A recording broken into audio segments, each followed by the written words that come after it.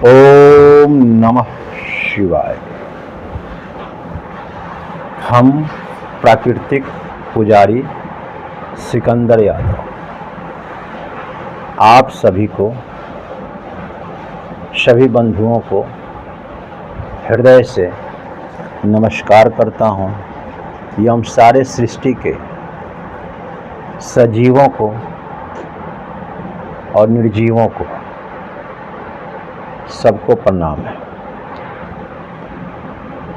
हमारे संत कहते हैं कंकर कंकर में शंकर है, हर एक जीव में शिव है।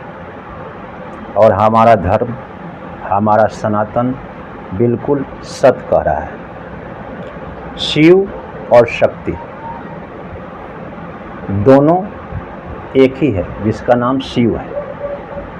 कंकर और शंकर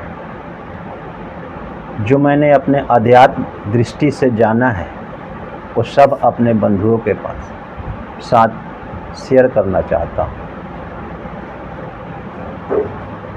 जब हम ध्यान में बैठते हैं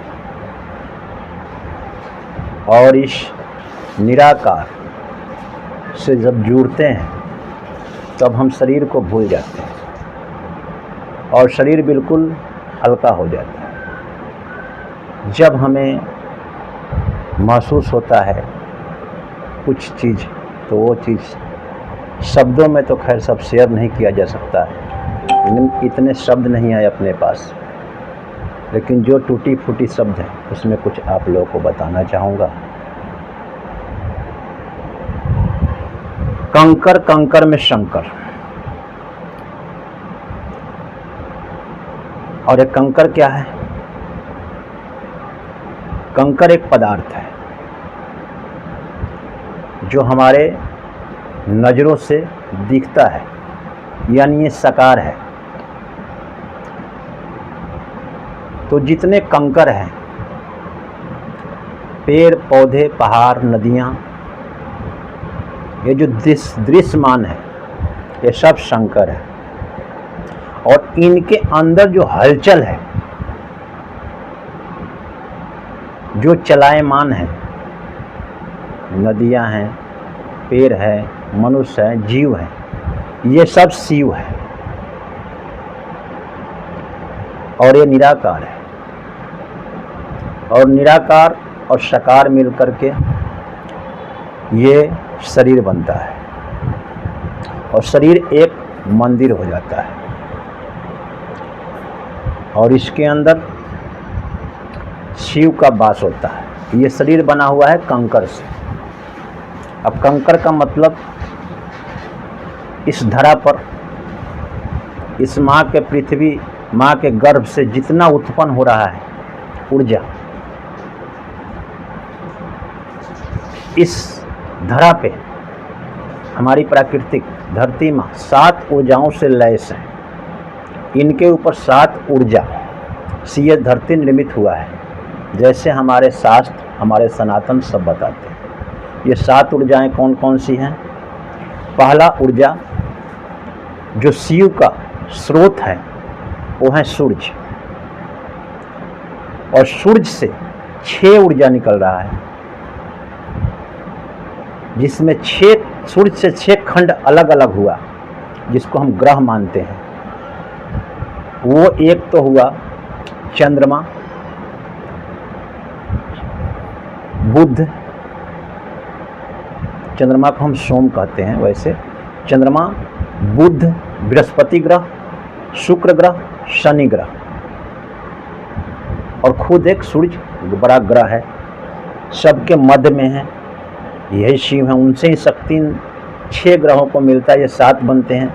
7 से एक एक ऊर्जा निकलने के बाद उस ऊर्जा को मेल से फिर धरती बना है, और धरती भी सूर्य का चक्कर लगा रहा है। इसलिए धरती को माँ का रूप दिया गया, क्योंकि इस धरती में जो भी जैसा हम बीज डालेंगे, वैसा ही निकाल के सृष्टि करके देती है। तो ये हमारी जननी है, सृजन करने वाली।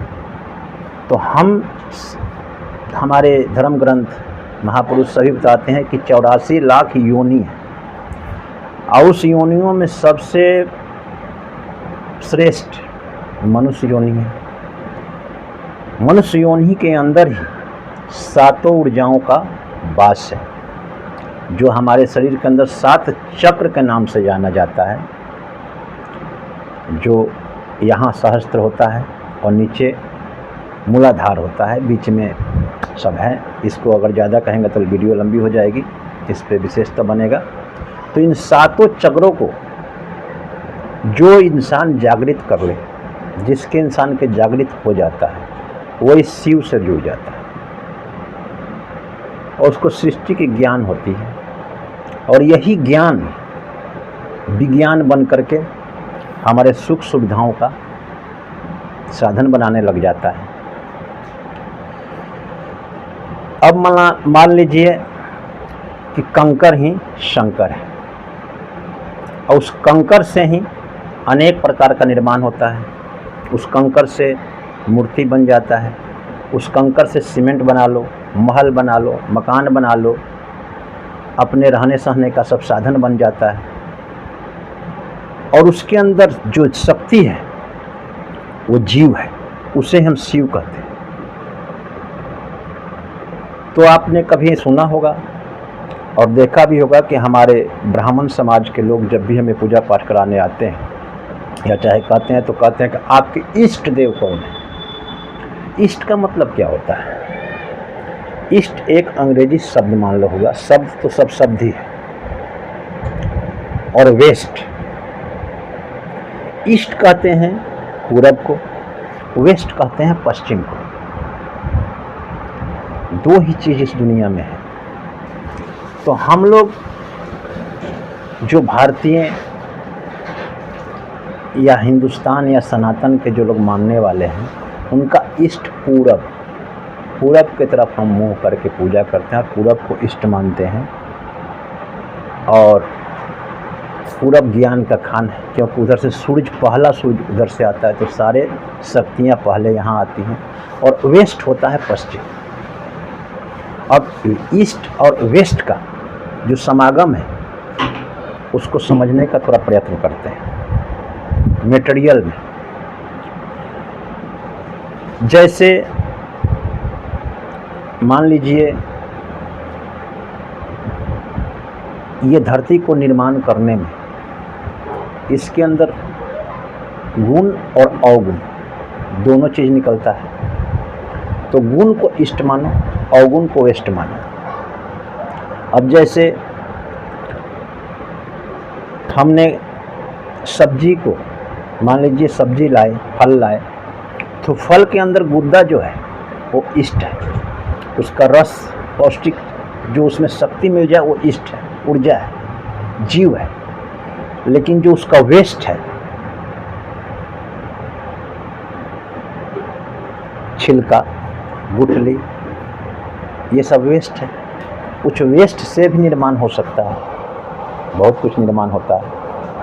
तो ऐसे ही इस सृष्टि को माने तो जल इष्ट है, हवा इष्ट है, अग्नि इसके अंदर इष्ट है, और जो ये चीज़ें उससे निर्माण होने वाला जैसे पत्थर, पहाड़, लकड़ी, ये सब जो निर्जीव हैं हो जाते हैं, तो वेस्ट, ईस्ट और वेस्ट 2 चीज़। और वेस्ट का काम होता है, अब हम लोग जो मनुष्य हैं उस वेस्ट से अपने सुविधाओं का सामान बनाते हैं। मान लीजिए ये पंखा चल रहा है, ये पंखा भी सारा वेस्ट है, इस पृथ्वी का वेस्ट है। ईस्ट, इसके अंदर हमने शक्ति डाल रखा है जो इसको बिजली कहते हैं। लेकिन जितनी इसकी चीज़ें वेस्ट से बनी है, क्योंकि लोहा, तांबा, पीतल, ये सब सृष्टि का इस धरती से ही निकलता है, ये सब वेस्ट है। तो इन वेस्ट से हम अपना सुविधाओं का निर्माण करते हैं, और ईस्ट कहते हैं ज्ञान को, जो शरीर को निर्माण करके जीवन को चलाता ईस्ट है। तो पहले ईस्ट हमारा ज्ञान है, उसको वेस्ट विज्ञान है। तो इसको माने कि हम भारतीय और हमारे यहाँ के ऋषि मुनि सब ने शरीर पे काम किया, अपने शरीर को मंदिर मान करके इसके अंदर ईश्वर को, परमात्मा को ही जाना है और एक अच्छा सभ्यता और संस्कृति दिया है। इसलिए सभा, संस्कृति और अपने समाज को हमें जानते हुए, इसको आदर करते हुए, क्योंकि जिसके पास ईस्ट है और वेस्ट दोनों की ज़रूरत है, क्योंकि शरीर एक प्रकार से वेस्ट से बना है, इसके अंदर रहने वाला ईस्ट है, लेकिन दोनों बैलेंस में हो तो इंसान स्वस्थ और सही निर्णय लेने लग जाता है, सही कार्य करने लग जाता है। अगर वेस्ट की अधिकता ज़्यादा हो जाए तो बीमारी होती है, बेचैनी होती है, और ईस्ट की अधिकता ज़्यादा हो जाए तो शांति होती है। ईस्ट शांति का प्रतीक है और वेस्ट अशांति का प्रतीक। दोनों मिलकर ही ये शरीर बना हुआ है। तो आजकल के युग में वेस्ट का संख्या ज़्यादा हो गया, इसलिए इतनी सारी बीमारियां हो रही हैं। ईस्ट की संख्या कम है। ईस्ट को प्राप्ति करने के लिए हमें कहीं कुछ नहीं जाना है, बस शांति से ओम नमः शिवाय का जाप करना है। बैठ करके 40 मिनट तक अपने आप को इस निराकार से जोड़ना है। निराकार किसे कहते हैं? निर का मतलब होता है जल, आकार का मतलब होता है उस प्रकार का। तो ये जल के आकार का है।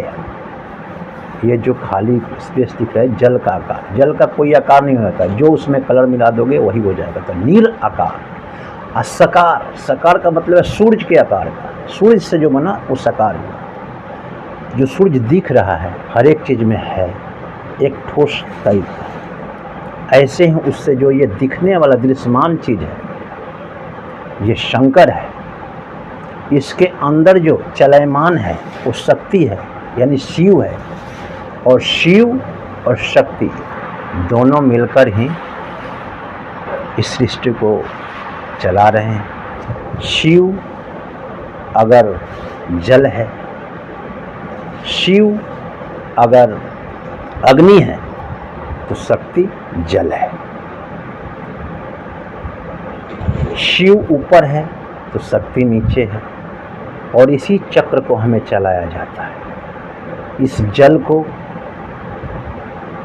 ऊपर जाना, क्षीर सागर से वाष्प के रूप में सूर्य अपने तरफ खींचता है ऊपर जाकर के, फिर नीचे आना, पहाड़ों पे कंकड़ पे पर जाना, शिव के माथे पे आना, और फिर गंगा बन के समुद्र में चले जाना। यही एक चक्र ऐसा मुझे समझ में आता है।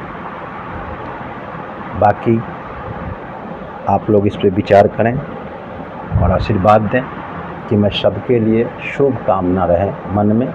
पेड़ पौधा लगाता रहूं, चिड़ियों का सेवा करता रहूं, जीवों से प्रेम रहे, ऐसा ही आशीर्वाद। जय श्री राम।